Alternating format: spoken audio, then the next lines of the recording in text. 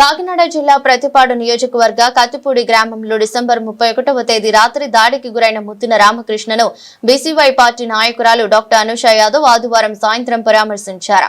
బాధిత కుటుంబానికి చట్టబద్ధంగా రక్షణ కల్పించాలని, అలాగే దోషులను కఠినంగా శిక్షించాలని సందర్భంగా డిమాండ్ చేశారు. బీసీవై పార్టీ అధ్యక్షుడు రామచంద్ర యాదవ్ బాధితుడే స్వయంగా వివరించగా బాధిత కుటుంబానికి తోడుగా ఉంటానని తెలిపారు.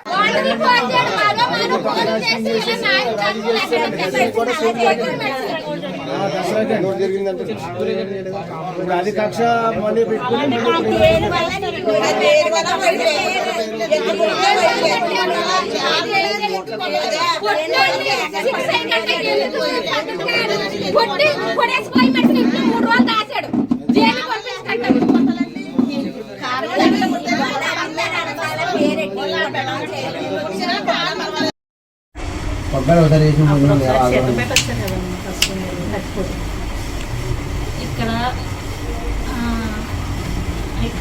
ఇక్కడ మన వాళ్ళకి ఒక ఇష్యూ జరిగిందన్న.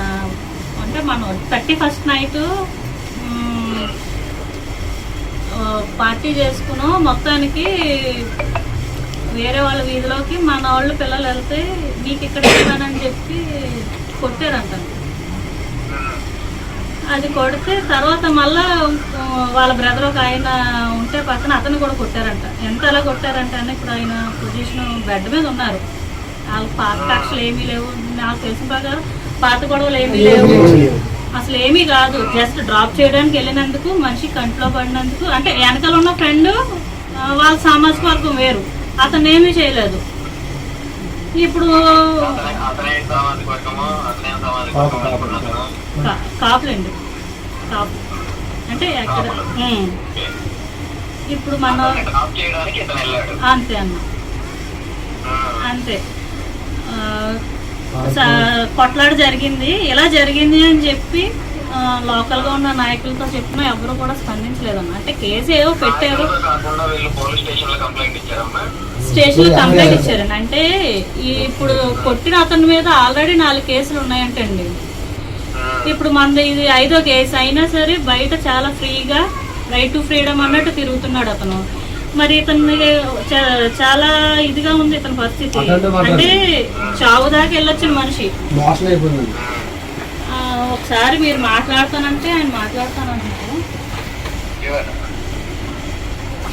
సార్ నమస్తే. సార్ నమస్తే అండి. మీరేనా ఆ రోజు డ్రాప్ చేయడానికి వెళ్ళింది? మా తమ్ముడు డ్రాప్ చేయడానికి వెళ్ళాడు సార్. డ్రాప్ చేసి ఇంకా డ్రాప్ చేయలేదండి, ఆయన వీధిలోకి ఎంటర్ అవుతున్నాడండి. ఎంటర్ అవుతుండగా ఆయన వచ్చాడు సార్. ఆయన వచ్చిన తర్వాత ఈ టైంలో ఈ వీధిలో తిరుగుతున్నావు ఏంటి అని చెప్పేసి లంజవాడకని చెప్పి దవడ పెట్టి కొట్టాడు సార్. దవడ పెట్టి కొట్టగానే మా ఊడు అల్లిపోయి బండి తీసుకుని హైవేకి వచ్చేసాడు సార్. మళ్ళీ వెనక్కి ఆయన డ్రాప్ చేయలేదండి, ఆయన కూడా వెనకాల ఉన్నాడండి. వాళ్ళ ఫ్రెండ్ కూడా కోపలైనండి. అతను చెప్తున్నాడండి, నన్ను ఇలా డ్రాప్ చేయడానికి వచ్చాడు అన్నయ్య, ఎందుకు అలా కొట్టావు అని అడిగి లోపల నువ్వు అడుగుతుంటే అతనికి సమాధానం చెప్తే ఏంటని మళ్ళీ కొట్టాడండి. మళ్ళీ కొడితే మా బ్రదర్ అల్లిపోయి హైవేకి వచ్చేసి హైవే కానీ డైరెక్ట్గా నాదే మా తమ్మయ్యపేట ఉంది కదా సార్, సీతంపేట దాటినాక అక్కడ మనకు షాప్ ఉంది సార్. ఆ షాప్ దగ్గరికి వచ్చేసాడండి బండి వేసుకుంటే. ఆ షాప్ వరకు కూడా తను ఫాలో అవ్వకుంటూ వచ్చాడు. మేము పడుకున్నామండి ఆల్రెడీ. నేను పడుకుని ఉంటే నా దగ్గరికి వచ్చి వీళ్ళిద్దరూ బండి మీద మళ్ళీ లాగేసుకున్నారండి. ఒకళ్ళ కలర్ ఒకళ్ళు పట్టుకుని లాక్కుని కొట్టుకుంటున్నారండి. వీళ్ళ ఫ్రెండ్ ఉన్నాడు కదండి, వాళ్ళ ఫ్రెండ్ నన్ను లేపండి అన్నయ్య చంపేస్తున్నాడు, సతీష్ని చంపేస్తున్నాడు లెగండి అన్నయ్య అంటే అప్పుడు లేచి వచ్చానండి. నేను లేచి రాగానే మళ్ళీ నా కాలర్ ఇడిపించేసుకుంటే అలా కిందకి పారిపోయాడండి మా తమ్ముడు. పారిపోయాక అప్పుడు వెనక్కి ముందు చూసి నేను పైకి లేచి వచ్చానండి. మంచం నుంచి లేచి వచ్చి ఏమన్నా ఇలా వచ్చేటి ఈ టైంలో ఇలా వచ్చేటి నువ్వు ఏటి గొడవ అని అడిగానండి. ఏంటి సట్ట ఏంటి సిరిగిపోయింది, ఇలా లోపలికి వచ్చి బల్ల మీద కూర్చోన్నా ఏమైందని అడిగితే అమ్మ లంచగొళ్ళారా మీరు అందరూ కలిపి నాకు స్కెచ్ చేస్తారా మీరు కొట్టడానికి అని చెప్పేసండి. వాళ్ళ వాళ్ళకి ఫోన్ చేసండి పిలిపించుకున్నారండి. పిలిపించండి, నేను అసలు కొడతారన్న ఐడియాలో లేనండి, లేకపోతే నేను ఎవరికోళ్ళు ఫోన్ చేద్దాను కొడతారన్న ఐడియా లేదు. వాళ్ళ బ్రదర్స్ ఇద్దరు వచ్చారండి. వాళ్ళ బ్రదర్స్ ఇద్దరు వచ్చి ఒక మాట కూడా అడగకుండా అండి మెడ ఎలా పట్టుకుంటే పక్కకి తిప్పేసండి, కింద పడేసేసి తన్నుకుంటా కడుపులో కూడా తన్నేసారండి. నాకు మిమ్మల్ని కూడా కొట్టారు. మిమ్మల్ని కూడా కొట్టారు. నన్నండి మా బ్రదర్ పారిపోయాడు కదండి వెనక్కి. ఆ షర్ట్ సిరిగిపోవడం చూసండి, నేను కొట్టాను అనుకుని నన్ను కూడేశారండి వాళ్ళు. అదే మోసం సైబుల్లో కూడేశారండి. కడుపులో కాలేజ్ తొక్కేసి 2 జబ్బలు వెనక్కి ఇరిసేసి కాలు అట్టుకుని తిప్పేసండి. చాలా చచ్చిపోయానండి. ఇంటి దగ్గర ఏమైనా CCTV ఫుటేజ్ లాంటివి ఏమైనా ఉన్నాయా? ఇంటికాడ ఏం లేదు సార్. మీరు అసలు జరిగిన తర్వాత పోలీస్ స్టేషన్ లో కంప్లైంట్ ఇచ్చారా?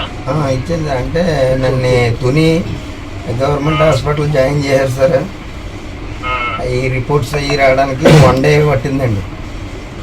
నెక్స్ట్ రోజు మళ్ళీ ఆ సర్టిఫికెట్లు అవి తీసుకునండి, MLC చేయించండి. అప్పుడు కేసు పెట్టాను సార్. కేసు పెట్టేసి నేను బెడ్ రెస్ట్ తీసుకోవడానికి వచ్చాను. తర్వాత మన కుర్రోళ్ళు అందరూ చూసుకున్నారు సార్. FIR ఫైల్ చేశారా? చేశారు సార్. అంటే అది ఏ కేసు మీద నమోదు చేయారో తెలియదు సార్. FIR కాపీ ఒకటి పెట్టండి, అనీషా గారికి ఇవ్వండి, నేను తీసుకుంటాను. Okay sir. వాళ్ళ మీద ఏమి యాక్షన్ తీసుకోకపోతే నేను మాట్లాడతాను. ఆల్రెడీ తీసుకున్నారు సార్. అయితే మీరేంటంటే మీరు చేసిన తప్పు ఏంటంటే కానీ దాన్ని బయట పెట్టుకుంటూ పోవడం కరెక్ట్ కాదు. వెంటనే మీరు రియాక్ట్ అయ్యింది అవుతుంది. వెంటనే ఎవరికి ఇమీడియట్ ఇచ్చి అప్డేట్ ఇచ్చి దాన్ని మీడియాకి ఇవ్వడమో ఇంకోటో చేసి అవుతుంది. ఏం కాదు, మీరు ఫ్రాక్చర్ ఏం అవ్వలేదు కదా మీకు?